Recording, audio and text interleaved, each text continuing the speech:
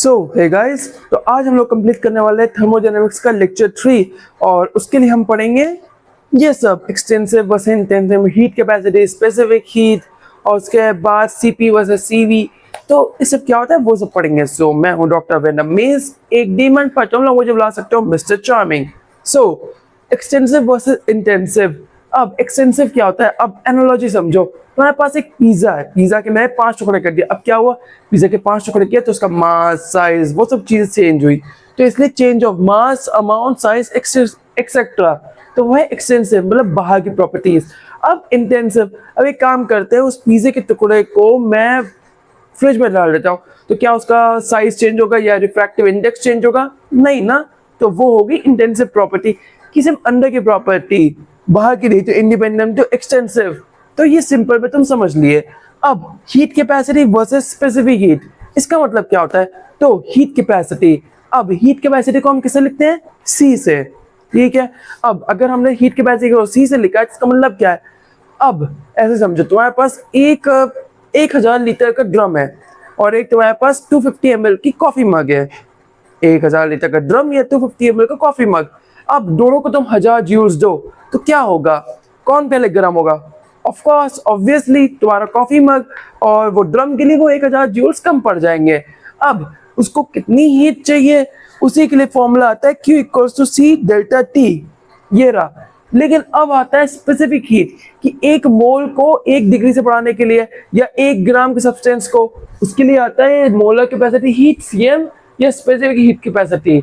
Molar के लिए मोल वाला और स्पेसिफिक हीट के लिए ग्राम वाला, ठीक है। Q equals to MC delta T, ठीक है। अब उसके बाद आता है CV वर्सेस CP। ये क्या है? Constant volume versus constant pressure.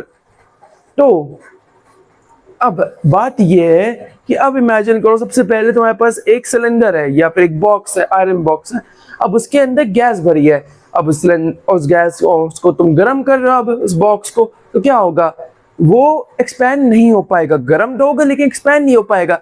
जब एक्सपैंड नहीं हो गए तो उसकी सारी एनर्जी जो डेल्टा यू है, इंटरनल एनर्जी को चेंज करने में लग जाएगी, ठीक है।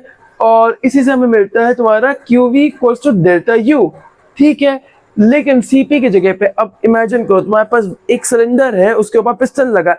अब जितना हीट, पहले तो हीट बढ़ेगा, तुमने एनर्जी उसको गर्म करने की कोशिश की तो अंदर की गैस हीट होगी, हीट हुआ, पहला वर्क डन, ठीक है। यहाँ पे CV पे एक ही वर्क डन होता है, CP पे 2 वर्क डन होंगे। पहला हीट होना, फिर एक्सपैंड होना, हीट होना, एक्सपैंड होना, हीट होना, एक्सपैंड होना, और बस ये बात। और इसलिए यहाँ पे आता है delta P equals to delta H, मतलब QP equals to delta H। तो QP इक्वल्स डेल्टा H क्यों? क्योंकि एंथैल्पी पे आ जाता है।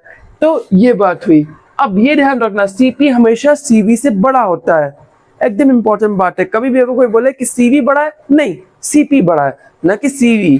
और ये right formula CP minus CV equals to R, ये मेयर्स फॉर्मूला है और इसको ध्यान से ध्यान रखना, एकदम दिमाग में एकदम छपा होना चाहिए। क्यों? क्योंकि तुम्हारे एग्जाम में आ सकता है। सो या अब तुम ये पूरा ब्लैक बोर्ड लिख सकते हो, नोट्स बना सकते हो। उसके बाद हम आगे बढ़ते हैं आगे के टॉपिक पे।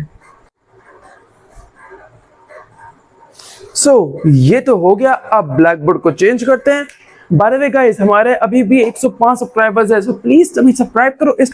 इस महीने मुझे 150 सब्सक्राइबर्स चाहिए, सिर्फ 45 सब्सक्राइबर्स बचे हैं। सो जाओ अभी सब्सक्राइब करो, अपने दोस्तों से सब्सक्राइब करवाओ। And by the way guys, 9 जुलाई को होने वाला है एक सरप्राइज, एक सीक्रेट सरप्राइज, तो उसके लिए रेडी रहना। एंड अब पढ़ते हैं थर्मोकेमिकल इक्वेशंस, ठीक है। अब थर्मोकेमिकल इक्वेशंस क्या होती हैं? अब एक्सोथर्मिक रिएक्शंस, तो एक्सोथर्मिक रिएक्शन के अंदर क्या है? Delta H negative. क्यों? क्योंकि हीट बाहर जा रही है, एंथैल्पी नेगेटिव है। पर एंडोथर्मिक के अंदर हीट देते हो तुम, हीट एब्जॉर्ब करता है, तो डेल्टा H भी पॉजिटिव है। पर तुम ऐसे नहीं समझोगे। अब ये एक क्वेश्चन देखो, CH4 plus 2O2 CO2 plus 2H2O, ये एक बैलेंस इक्वेशन है लेकिन अधूरी है। अब अगर मैं डेल्टा H स्टैंडर्ड स्टेट लिखूं तो -890 kb अपॉन मोल, ठीक है। लेकिन ये जो तुम देख रहे हो अजीब सा गोल सा, उसके अंदर स्लैश पड़ा है, इसको बोलते हैं स्टैंडर्ड स्टेट। ये लिखना जरूरी है। क्यों? क्योंकि स्टैंडर्ड स्टेट का मतलब है कि 298 केल्विन टेम्परेचर था और 1 बार प्रेशर था। तो ये लिखना जरूरी है, नहीं लिखोगे तो मार्क्स कटेगा। अब उसके बाद आता है तुम्हारा हेस लॉ। सांप की तरह साउंड करता है लेकिन हेस लॉ है। अब हेस लॉ को समझने से पहले तुम्हें ये दो एनालॉजी समझनी पड़ेगी, रूट 1 रूट 2। अब इमेजिन करो तुम दिल्ली से मुंबई जाना चाहते हो, ठीक है, इंडिया में रहते हो ना तुम लोग, हाँ, तो दिल्ली से मुंबई जाना चाहते हो। दिल्ली से मुंबई जाओगे तो कैसे लगेगा? तुम फ्लाइट से ले लो, एक डायरेक्ट फ्लाइट ले लो, तुम दिल्ली से मुंबई पहुंच गए, दैट्स इट, काम हो गया। लेकिन अगर तुम दिल्ली से जयपुर जाओ, जयपुर जाने के बाद वहां पे कुछ अच्छा सा खा लो। जयपुर में क्या अच्छा मिलता है, सोचने दो। मैंने आखिरी बार जयपुर किया था, क्या खाया था? हाँ, कचौड़ी, बढ़िया कचौड़ी मिलती है वहां पे। हाँ, कचौड़ी बोलते हैं ना, कचौड़ी या कचौरी, हाँ कचौड़ी।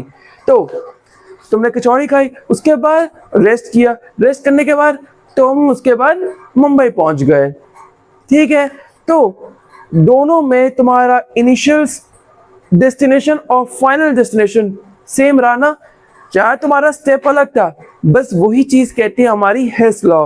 हेस लॉ बोलती है कि एक केमिकल रिएक्शन चाहे सीधा एक बार में हो जाए, चाहे अलग अलग स्टेप्स में हो, at the end of the day total enthalpy जो होती है वो सेम रहेगी। मतलब टोटल एंथैल्पी जो एट द एंड मिलेगी वो कांस्टेंट रहेगी और सेम रहेगी।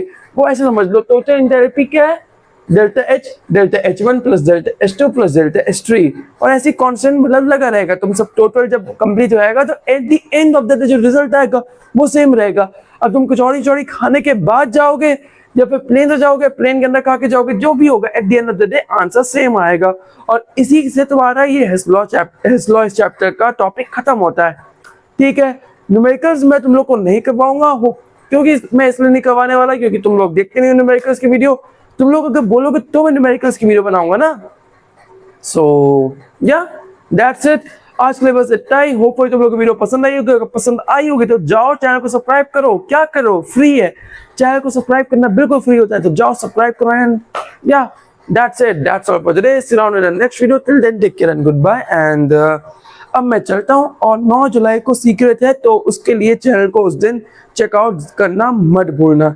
बहुत कुछ लॉन्च होगा, 2 चीजें लॉन्च होगी, तो बहुत कुछ नहीं पर 2 चीजें जरूर लॉन्च होंगी। So yeah goodbye and see you on the next video.